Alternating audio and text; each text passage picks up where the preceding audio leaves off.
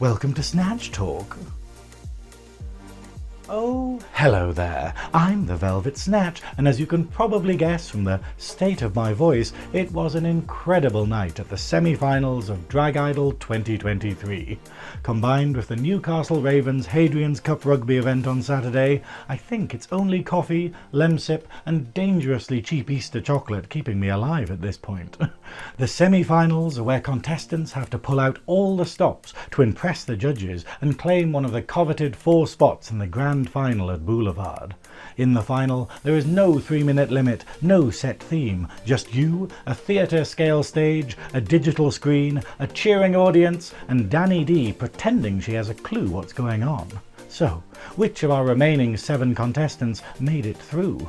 Well, that was up to the team of regular judges, Ophelia Balls, Plastiq, Penni T, and somehow managing to find a new way to make herself even taller, the Queen of Comedy, Miss Rory, who took a moment to ask Penny whether she'd remembered to tell them about the thing. Did you say the thing? Yes, you said the thing. All right, if you said the thing, you said the thing. I'm not going to say the thing if you said the thing, but fucking listen up for the thing because I'll fucking knock you out, you know. Anyway. But what was the thing?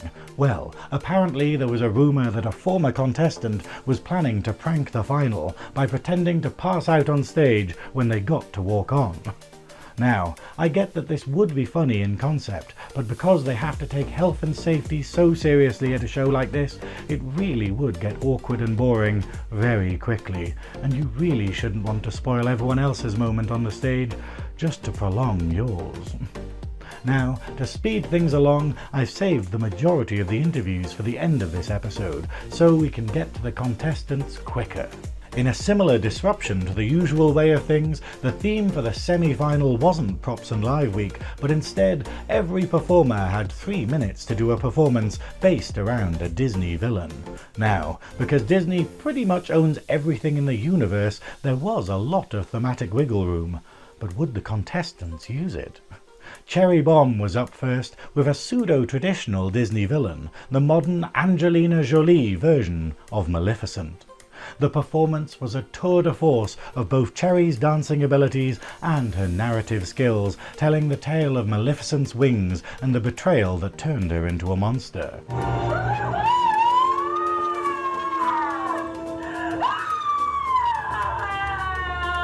It took me longer than I care to admit to clock on to the fact that Cherri was in ballet shoes and that her dancing was on point.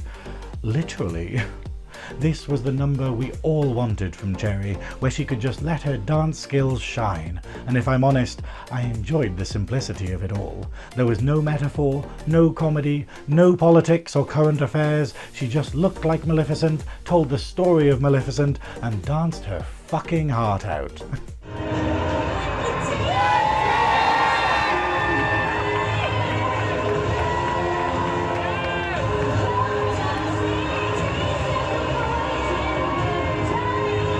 Penny described the performance as stunning, stating that Cherri made it look so graceful, drawing attention to the various tricks used, such as the splits, kicks, and incredible backhand spring. Also pointing out how Cherri had deliberately ruined her makeup during the performance, and yet still looked incredible. Rory agreed, saying it was beautiful in both execution and concept, stating how much Cherri has grown in confidence through the competition, before drawing a comparison to legendary Drag Idol finalist Layla Sphinx, who was in the audience, and who had done an incredible Swan Lake performance at Boulevard. Plastiq loved it too, commenting on Cherri's evolution over the weeks, and her dedication to her art. Next up was supposed to be Vick the Prick, but it looked like nerves had gotten the better of them, and it was his fairly rude twin sister Victoria that took to the stage in his place. I know what it's like to have an abrasive sister. Mine is Velcro in name and Velcro in nature, but before they got started, I got to chat to Victoria about her absent brother. Now I'm here with someone very special, Vick the Prick's sister. Now how are you doing, my dear? Average, you know, I'm in Switch on a Sunday. Yeah. I mean, why they can't have these things on a Saturday or when, it's actually important or something, Why do they have them at all? Like, or why, like, have it, but why do I have to be here? Do you know what I mean? Yeah. Like, it's such an inconvenience for me to actually be here, so... I mean, how do you think I feel? I mean, Christ, but... No, so how do you think your brother's doing so far in the competition? Don't know, don't care.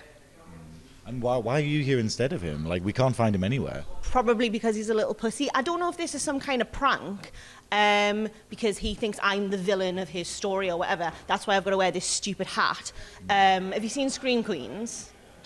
It's one of our favourite shows anyway. So I'm very similar to like Chanel Oberlin. So yeah, like I think that's why he's made this hat. And he's like, oh, can you wear it? But like, I'm fucking sick of it. Yeah. Honestly, it's ruining my do. I mean, Sorry. You've been drinking pretty heavily so far. I mean, do you think that's going to impair the night at all? Or improve it? To be honest, like, well, I had to even come here. But what I'm hoping that I fuck it up so that, like, because I want to see Vick fail. To be honest, like, I hate him and I'm sick of him and I'm sick of him taking over, like, my life. You know what I mean? I want to get back to my life and doing the things that I want to do. You know, 1,000,000 parties, 100 friends, like, drinks, like, cocktails, like, not being here. So, yeah. So I hope he falls flat on his face. Well, I think I might do something to maybe fuck it up. So I'm so excited. Honestly, he's going to cry. I love making him cry. Thank you so much for speaking to me. What was your name again? Victoria. Right. Thank you so much for speaking to me, Victoria. And let's hope Vick fails. Yeah.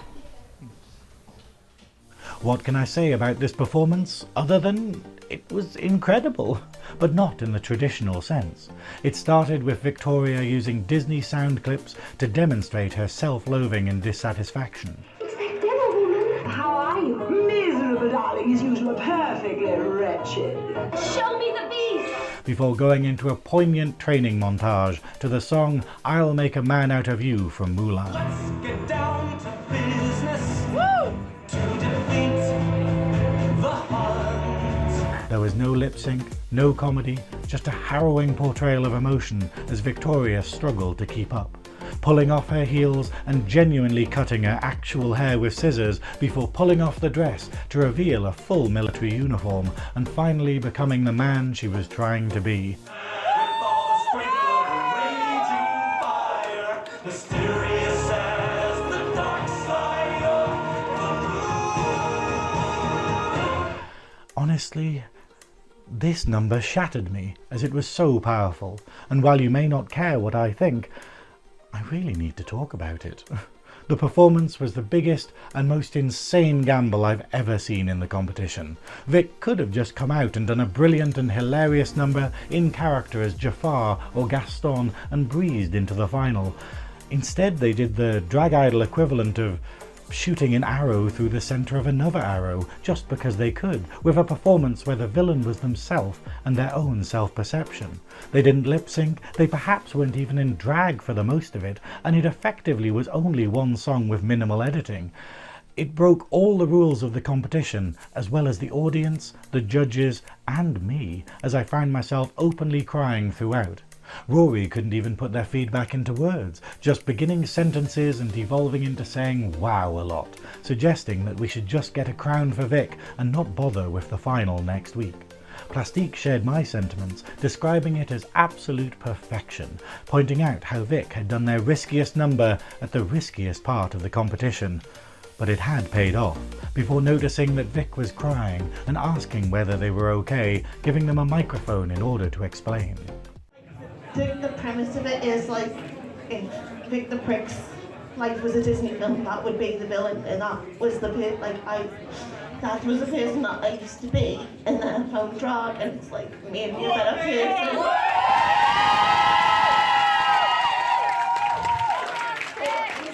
Anybody who says that like drag is bad or it's like not good for people, it's a lie, because like it's helped me, it's made me a better person, and it's made me like I've been holding on to that stuff for a long time. I know it's not exactly what you asked for. Sorry, I know it's not exactly what you asked for, but it was something really important for me to like let go of that. Oh, that's okay, I'm sorry. Love you, Penny admitted she was welling up too, saying just how much she could relate to the message of escaping from yourself through drag, getting up and giving the contestant a hug in place of a standing ovation. This was something really special. Next up was Dyldo, and honestly there can be no better palate cleanser than Dyldo's insane comedic ability, coming out as a fairly obscure Disney villain, Darla from Finding Nemo. Darla, your uncle will see you now. It was hilarious, with Dyldo getting up in the judges' faces and tormenting a captive Nemo.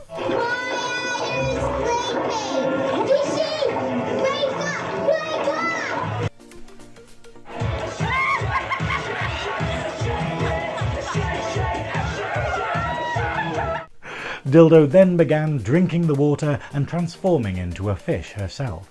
I'm a piranha. They're in the Amazon. Before finally going full cannibal.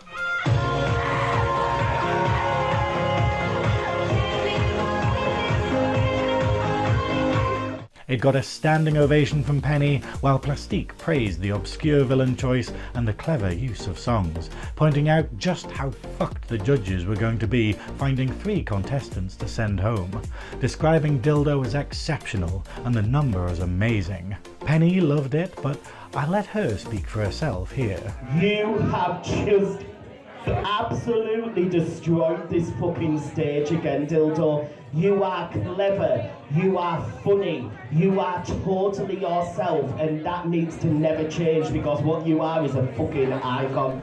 Rory focused on how invested Dyldo got into her performances and how much she looked like the character, describing the number as another Dyldo masterpiece like we've gotten week after week, before complaining that everyone this far into the competition was too bloody good and you can't slag anything off. Personally, I was wowed by this, as it was quite simply a perfect performance. It was clever, not a moment was wasted, every joke landed, every move was perfectly choreographed, everyone understood it. The sheer creative, comedic, technical and physical skill that Dyldo commands is a joy to behold. It was Ruby next, and I'm just going to say it, I was obsessed with this look. Their look for the semi-final was my favourite drag look of the entire competition. I was getting vaudeville vibes, Andrew Ryan from Bioshock vibes. Brilliant. Before they showed us what it was all for, however, I caught up with them upstairs. Hello, I'm here with the incredibly dapper Ruby. Now, what can you tell us about the performance today? I may be escorted out of the venue because it's very touchy-feely. Enough about Penny. But no. I'm far too old to be at risk there. All the kids are running. Oh, half term's ended now. She's very upset. But no, I'm very excited. I think it's going to be the most fun I've had because this is, again, very different for me. And the thing I've found with this competition, the thing I found with this competition is sort of been a creative spark that I've been missing for a little bit. So it's just coming out of my shell, and I think my number's really stupid, and I just hope everyone gets the joke I'm trying to make. Well, that's the thing. I've been telling people for years that I love drag competitions because you go, oh, you've got a week to do something and you don't control what it's about, and you find yourself being like, oh, I can be creative in this way. Like, how have you found the competition so far? I mean, this is the semi-finals. Yeah, after last week, I just sort of realised as I'm going to the semi-finals, obviously I want to be in the final, but if I'm not, I can look back at the last 4 weeks, maybe not Jewett, but no, I can look back and I'm really happy with what I've done. I'm really happy about my performance tonight. If it goes well, it goes well. If it doesn't, then they have no taste. But no, I've loved it. It's been the most stressful thing I've ever done. My poor boyfriend has had to put up with me for the last 4 or 5 weeks of my mental breakdowns. But I've just enjoyed every second of it. I'm so glad I entered and I love it. It's and Newcastle's just so different from Leeds drag scene, and I've just loved meeting everyone. Everyone's been so lovely. I think that's I was going to say the problem there, but it's the fact that everyone is so nice. It's such a nice team of people kind of thing, all the competitors. And it's like that was it's seeing everyone come on stage and hug people as they're leaving the competition Yeah, that's the thing. Everyone's been so nice. So when someone goes home, it's really hard. You kind of wish half of them were really horrible. So when they go home, you're like, yes. But no, literally, I feel like I've made friends with like nearly everyone in the competition. Yeah. But no, everyone's just been lovely. I'm meant to be the nice one. I'm Miss Congeniality, but just don't look at my Twitter. No, I'm just joking. But no, again, everyone's just been so lovely. I think they should bring Miss Congeniality to the competition. I think there's like an unofficial one sometimes, isn't there? I don't know. I'm looking around the room for someone who could answer the question, but yeah, I don't know, because I think they do one, but I don't know if it's actually official or not, or if it's like, the contestants vote amongst themselves kind of thing. I think we should 100% do that, because there's two people in mind who I think would win it. I think Phoebe from week 1 and Sticks and Stones, because Phoebe's been helping so many people being a sort of like human prop, and just so lovely. And Sticks and Stones is adored by literally everyone. No one has a bad word to say about them. That support last week when they were struggling in the live. All of us in the pig pen, we were like stood up like nearly in tears, because we were like, we want you to do well. And like, again, someone who's very competitive, that's very strange for me, so I won't lie. But it was sort of like, no, I want everyone to do well. That's why I'm excited for tonight. I'm ready for a camp drag show. I just love drag. Yeah. I love watching drag. No, it's absolutely amazing. No, thank you so much for speaking to me, Ruby, and good luck tonight. Thank you. Hopefully it's a good interview after. We never know. We'll see. The last time we did an interview before, I was in the bottom. So oh no, I've doomed us all. I'll rub your head for good luck. The performance was something I'd been waiting for someone to do for a very long time. Ruby creeped out onto the stage as the ultimate Disney villain, Walt Disney himself, with references to all the brutal, traumatic moments we've experienced in Disney films throughout the years, from The Lion King... This is my favorite. Long live the king.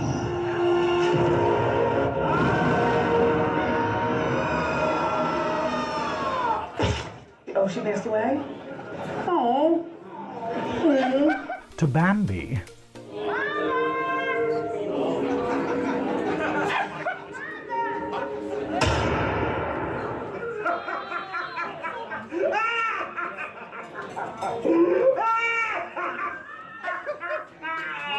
Is it me? Am I the drama? It was brilliant, with an incredibly clever array of material and editing work, going so far as to make light of the legend's anti-Semitic associations with musical numbers from the producers.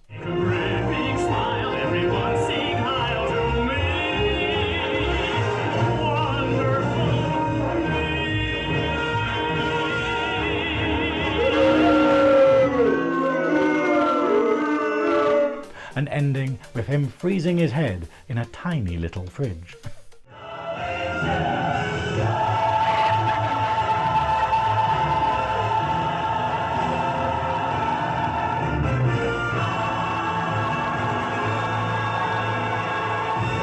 Plastiq pointed out that it took a while for them and Penny to clock on to who they were meant to be, and that the concept was incredible, but saying that they could have done more with it. Penny disagreed though, saying that it included everything and that the Lion King bit floored her. Rory, when prompted, said that she fucking loved the number and that the thought process behind doing Disney himself fascinated her, before going on to gush a little about Ruby. I think you're clever, I think you're talented, I think you think outside the box, I think you can do this, that and the other, and extra, and do it fucking well. And I thought that was a great number. Don't listen to her on the end. She's just bitter and nasty and jealous. No point going back on yourself now. No, wait, listen. Yeah, no. You can't eat your words because you know she's already fucking eaten them because you left them out. Arya Quinn was next, and by Jove does this girl have some crazy makeup skills, using the widespread reach of the Disney brand to come out as Wanda Maximoff, aka the Scarlet Witch, to help us all celebrate Mother's Day the Marvel way. I'm going to leave this reality and go to one where I can be with my children. I'm never gonna be a different being.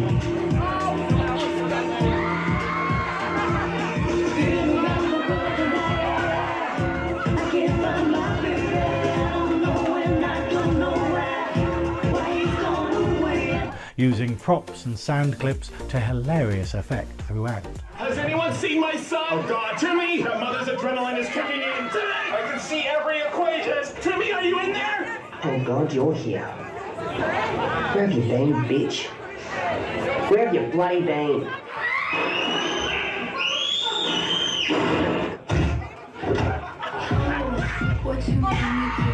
Before showing off her dance skills and then wowing the crowd with a Scarlet Witch laser dance show.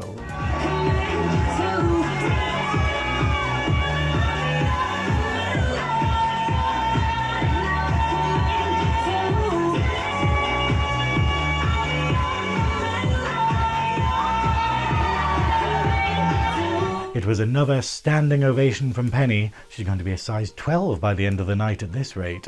And Ophelia commented on just how stunning Arya looked. Rory admitted she didn't know what Arya was supposed to be, as they've never seen a Marvel film, but that it didn't matter, as she picked up on the story and the artistry, and it kept her entertained and enthralled, describing the number as bloody wonderful. Plastiq confessed that since the movies had come out, they'd seen 1,000,001 drag queens do the Scarlet Witch, but none of them had done them as well as Arya, going on to say that the costume was amazing, the concept was solid, and it was funny. They also mentioned Layla Sphinx in the audience in reference to Arya's laser gloves and how Layla had done that in their Drag Idol All-Stars performance. If you've seen the number, you'll know that that's high praise. Finally, Penny thought the gags were hilarious and how clever Arya was to do that performance on Mother's Day, declaring it her performance of the night. Last week's winner, Costa Fortune, was next as iconic Disney villain Hades from Hercules. But once again, he had a problem. Hey there, I'm calling from Drop Dead Doctors. Is this Hades speaking? Perfect. Well, I'm just calling to tell you that you got yourself some really high blood pressure and some serious anger issues. The advisor tried to help them through some simple techniques such as breathing,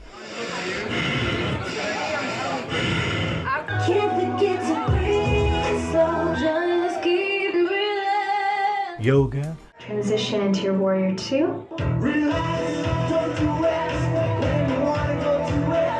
and even painting.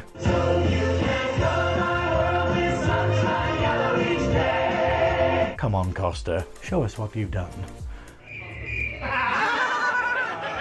Yes. Oh, well, at least you tried. I'm fucking fuming! Nigga, fucking fuming! I wanna start a fight, so It was a simple but effective number, and like with Arya's, it combined sound clips and music really effectively, but I have to admit, it didn't hit as hard as the other performances of the night.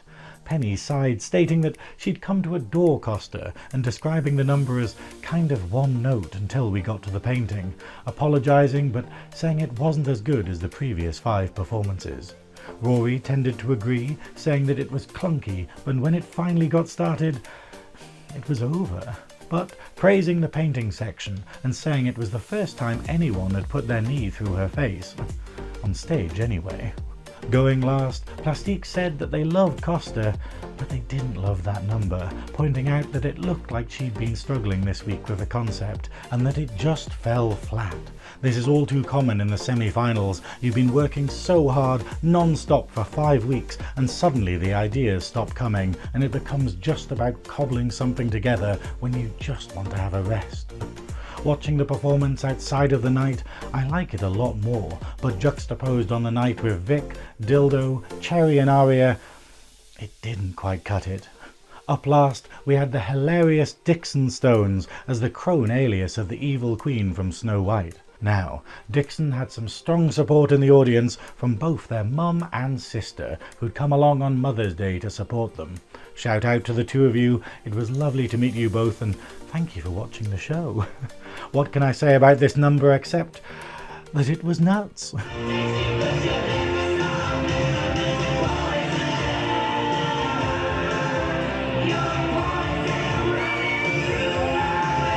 The premise was that the old crone had forgotten to bring any of her food on her trip, and so found herself eating her own poisoned apple. Rookie error. It cut to some interview clips with the word apple spliced in before taking an interesting turn.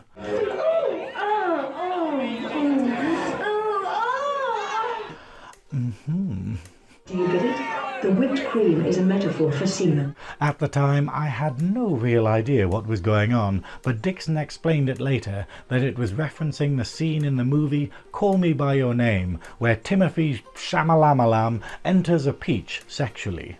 I mean, it even used the song titled the same thing by Lil Nas X, and I still didn't get it. But did the judges? Rory obviously didn't, asking Dixon to explain the number a little bit more. Regardless, she said she enjoyed it and that she'd never seen anything quite like it, thanking Dixon for being Dixon. Penny was just speechless, stating that she loved the craziness, but saying that even after Dixon explained the number, it didn't hit the way it was intended to. I have no idea what the fuck to say right now. The critique was met with boos from the relations in the crowd, causing the judge to lose her train of thought. Plastiq agreed with the criticism though, stating that despite how fun and crazy the number was, it was Dixon's worst performance in the competition so far, with the songs being too long and it losing the choppiness that Dixon's numbers usually have. And with that, it was time for the judges to deliberate on which contestants would be... Wait. Hold your horses. Mad genius Cris Howe wasn't going to let them off so easily. With Ophelia calling all the performers back to the stage, they were sprung with a new challenge. Each of them had 30 seconds to grab a mic and tell the audience who they were. It was a cheap shot designed to see how they dealt with having to improvise and finding out a bit more about each of them. Cherri went first and stumbled a bit, explaining how she tried to bring different styles of dance to the competition each week. Vick called for quiet in the cheap seats, stating that their drag was endeavouring to prove that not all masculinity is toxic. Dyldo described themselves as autistic as fuck, and that everyone's support had helped them destroy their feeling of constant self-doubt. Ruby told us how she just wants to make everyone happy and make everyone laugh. And Arya Quinn said how she was a creative soul but felt that she was always overlooked, and that the competition had allowed her to show everyone that this is what she's good at.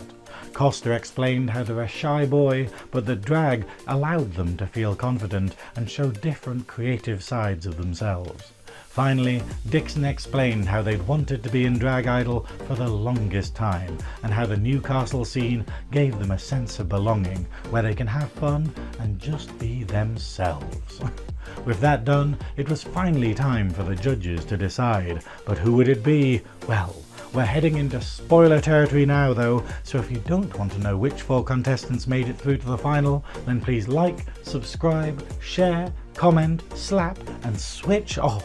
Maybe move to the Maldives and sell shiny rocks with googly eyes to tourists. For the rest of you though, here's what happened.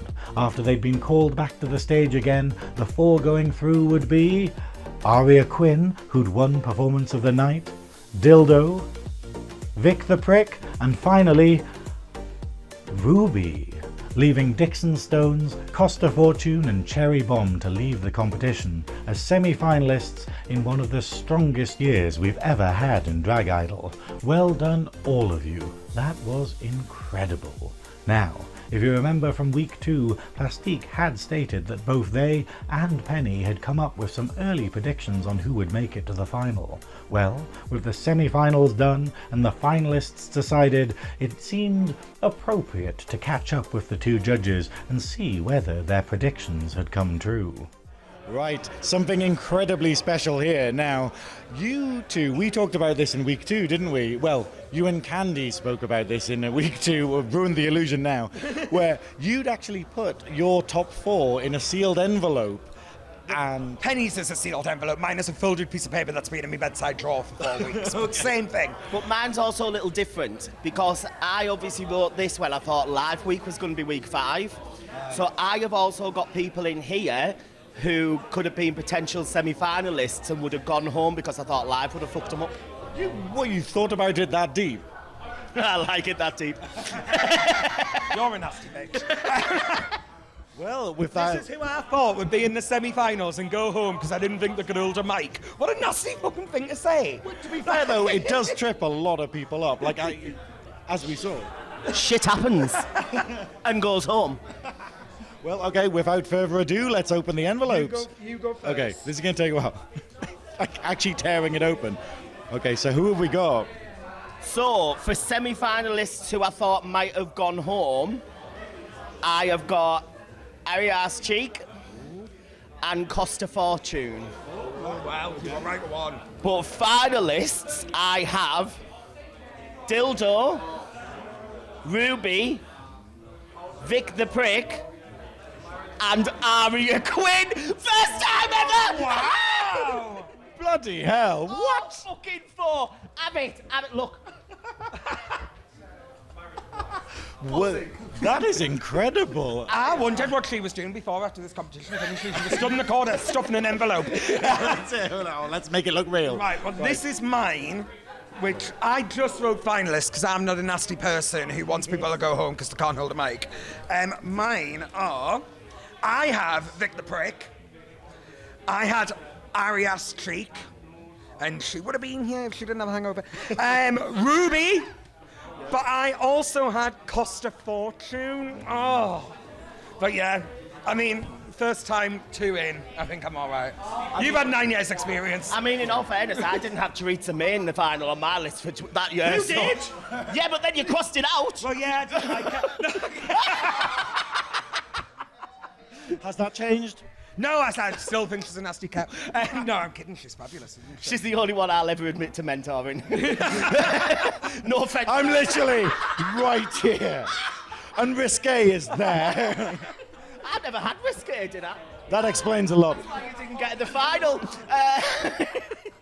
But no, that's actually incredible. I mean, I couldn't have called it. Like I was saying to you earlier that I wrote mine down and I had people... I didn't have Vick the Prick on mine. Like, because obviously we did it from week 1. Well, that's because you hate drag kings, Velvet. Yeah, I mean, is it valid? I mean, going back to Vampire States. But no, and I couldn't have called that, but like, how difficult was that decision today? Oh God, right.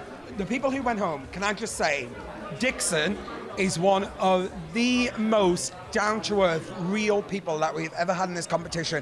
They aren't trying to be fake, they're not trying to be anything but themselves, and they've absolutely smashed it. Costa, what an improvement from last year, absolutely has just went out there and proved that they are a drag superstar.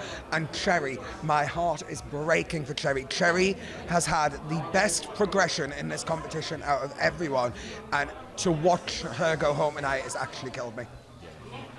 Yeah, I think for me, it was... I've done this for 9 years now, and tonight is the first time we've ever come to a decision where I have felt flat. I feel sad for the 3 that we've lost, because all 3 of them are a fucking force. They're amazing. And it was, like, literally, it was a battle between all of us, wasn't it? Because we just didn't know where to go. I think the choice that's been made is going to make an incredible final. But in all fairness, if 3 of them had gone home and them 3 had gone through, it has still been an incredible final. So my heart, exactly the same as Plastiq, my heart's breaking. It really is. Before we announced the top 4, I was going to pretend to faint on stage just so we had to stop the show. I didn't want it to happen. Bye. No, that's it. But to be fair, the decision is made. I think it's a very, very strong top 4, and I think we're going to have an incredible final. Who do you want to win? No, because I jinx it. That's why I'm told anyone. Like, I do have someone that I want to win, but I'm not going to say. But I'll be honest afterwards, though. Okay. I'm very superstitious about it. I've got one I want to win, but I'm not going to say it. You've said it like 3 weeks in a row. To be fair. I think it might have changed. I think it probably has changed, you know. I think it might have changed. Do you want to say? I'm not going to say. Normally I'd be like, I'm not the only coward here. Well, no, normally I'd be like, oh yeah, I want Plastiq to win, but she didn't twice. So... 2-time loser, full-time judge. You're welcome. You're welcome. I love you, bitch. So yeah, I'm not going to say it. If it had been earlier weeks, yes, but not when we're so close to the final. Yeah. No. Thank you so much for speaking to me, Penny and Plastiq.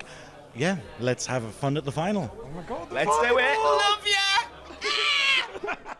I'm going to be honest here, I didn't want to say anything as I thought I'd jinx it, but my personal predictions from week 1 were Arya Quinn, Dyldo, Satin Addict, and Airy Ass Cheek. Same as Plastiq, 2 out of 4 isn't bad, but from their week 1 performances, I hadn't predicted the avalanche of talent and diversity that we'd see from Vick the Prick or Ruby.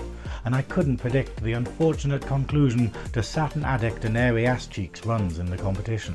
Now, after getting to know them and being entertained by their incredible performances over the past 5 weeks, it was time to say farewell to the semi-finalists that didn't quite make it through to the final, namely Costa Fortune, Dixon Stones, and Cherri Bomb.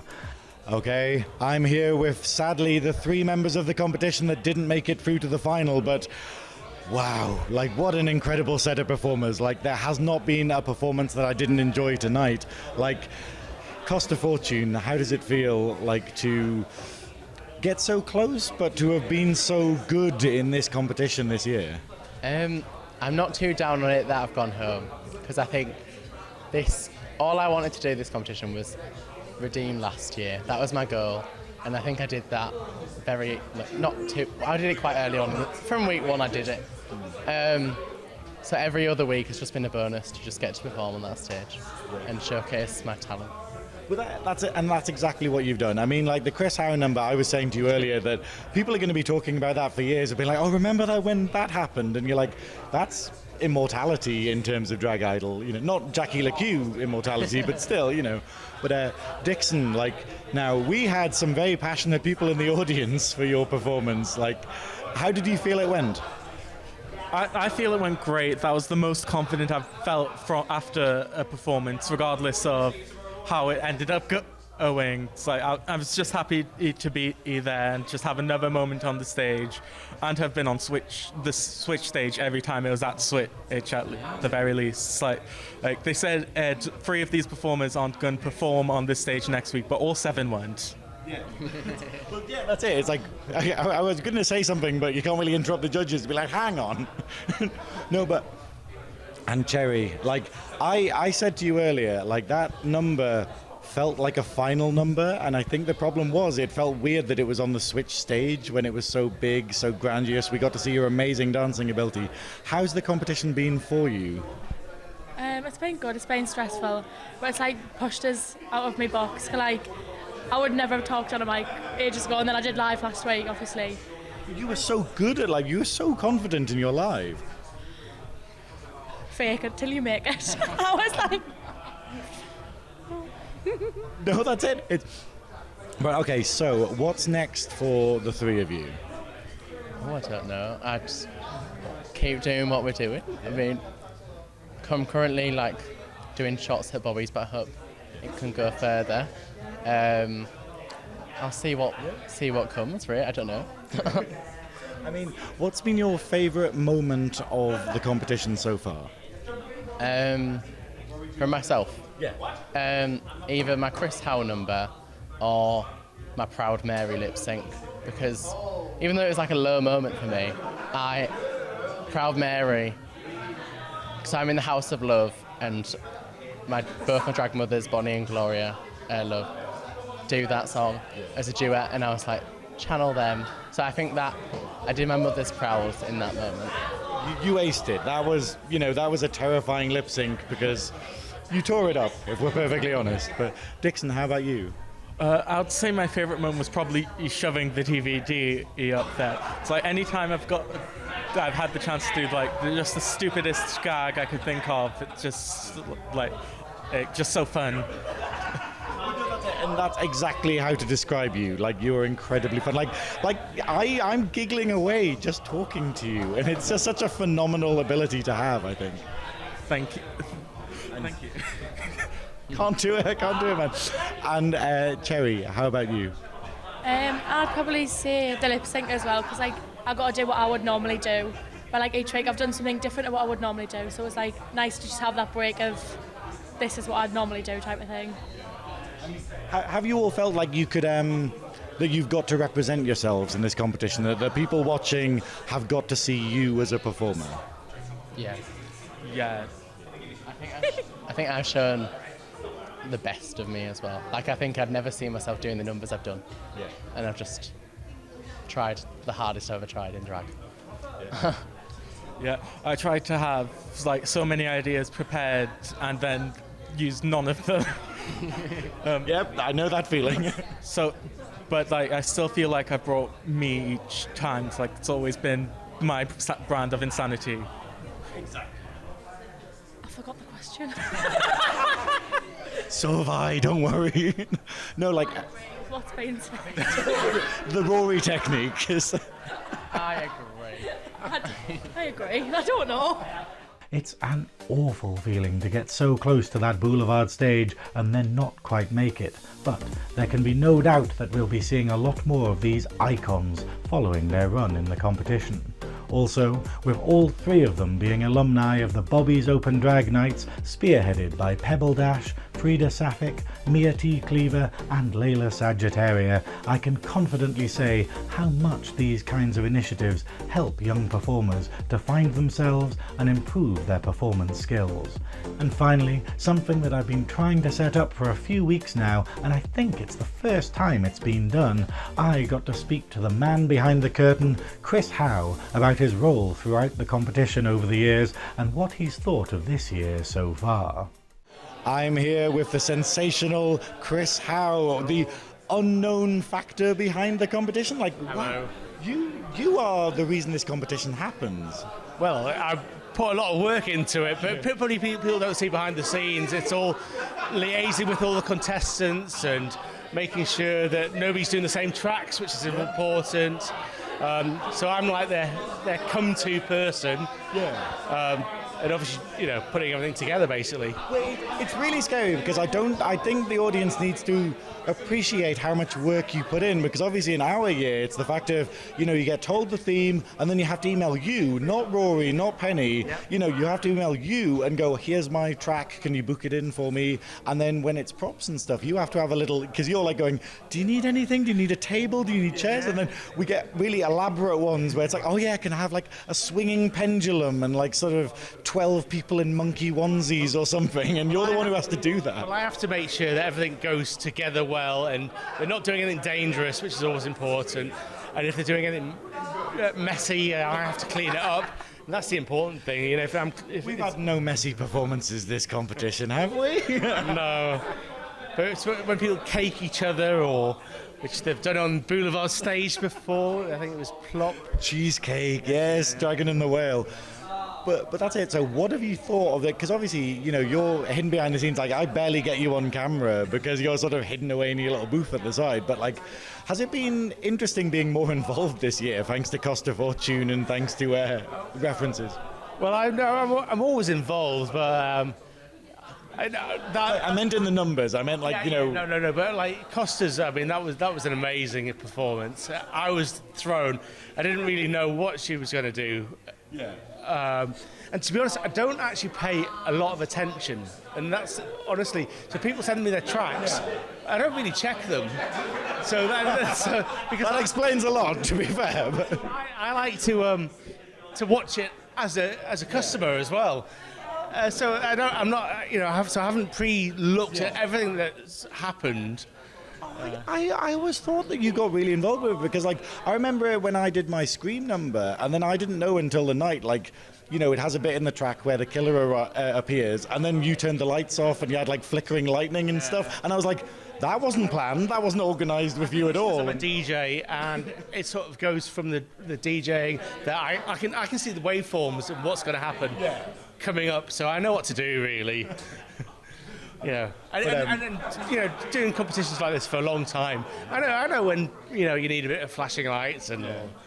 No, it is. It's just, you're very well appreciated, even if you do get like the short end of the stick for most of the competition. Yeah. But so how do you feel about the finalists? Are you excited for the final next week? I think it's a very close final this year. I definitely can't call it. Last year, it was a very different final. Was that the will someone magically get better? Beat them? But yeah, in the final, what Bonnie's going to be doing in the final, I've had a sneak preview of what they are doing, it's going to be epic. Can we just recrown them? Can we just go, okay, actually 2 years in a row, go on then. But no, it's a different year this year, they're all very good that are in the final. I can't call it this year, to be honest. I really can't call it. It's going to be up to what their performances are. I really can't call it. No, it'll be amazing. But no, thank you so much for speaking to me, Cris. And thank you for everything you do. Eventually. Yeah, eventually. Thank you. And that was it. The finalists were decided, and all that was left was the final at Boulevard on the 26th. And if you'd managed to get tickets before they sold out, I'll see you there for the big show to find out who will be the winner of Drag Idol 2023. Thank you so much for watching. Sorry about my voice. Please follow me on my socials at The Velvet Snatch, and I'll see you next time. Goodbye.